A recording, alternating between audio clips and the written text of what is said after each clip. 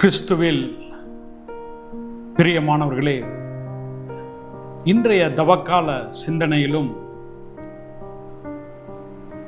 மனைவியை அன்பு செய்ய வேண்டும் என்று சொல்லி நாம் பார்க்க போகிறோம்.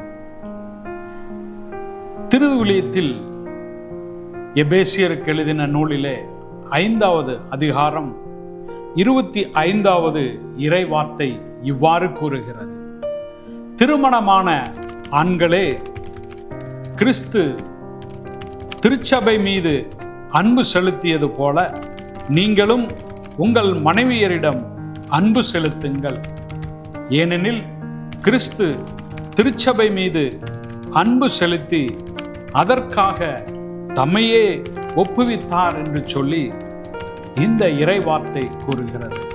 ஆம், எனக்கு பிரியமானவர்களே, இயேசு கிறிஸ்து எவ்வாறு திருச்சபையின் மீது அன்பு கூர்ந்தாரோ, இறை மக்களின் மீது அன்பு கூர்ந்தாரோ,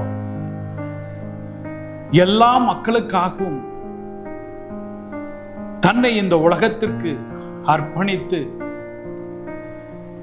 இந்த உலக மக்களை அன்பு கூர்ந்தார் அல்லவா?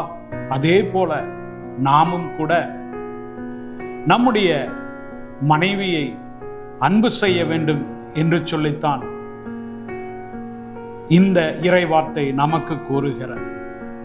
ஏனென்று சொன்னால், மனைவியானவள் தன்னுடைய குடும்பத்தையும் தன்னுடைய சூழ்நிலைகளையும் உற்றார் உறவினர்களையும் விட்டுவிட்டு கணவனையே நம்பி வந்த பெண் அல்லவா? ஆகவே அவளை நாம் அன்பு செய்ய வேண்டும். அவள் கணவனிடத்தில் எதிர்பார்ப்பது ஒன்றே ஒன்றுதான், அன்பு. கிறிஸ்து காட்டுகின்ற அந்த அன்பை கணவன் தன் மீது காட்ட வேண்டும் என்று சொல்லி அவள் விரும்புகிறாள். இந்த உலகத்தில் அவள் செல்வ செழிப்பையோ அல்லது வேறு விதமான உலக பொருட்களையோ அவள் விரும்புவதில்லை. உண்மையான அன்பைத்தான் இன்றைக்கு மனைவிமார்கள் கேட்கிறார்கள். ஆகவே இந்த நாளிலும் இந்த இறை வார்த்தையை நாம் வாசித்தது போல, கிறிஸ்து எப்படி திருச்சபையை அன்பு செலுத்தினாரோ அதே போல நாமும் கூட மனைவி மீது அன்பு செய்ய வேண்டும்.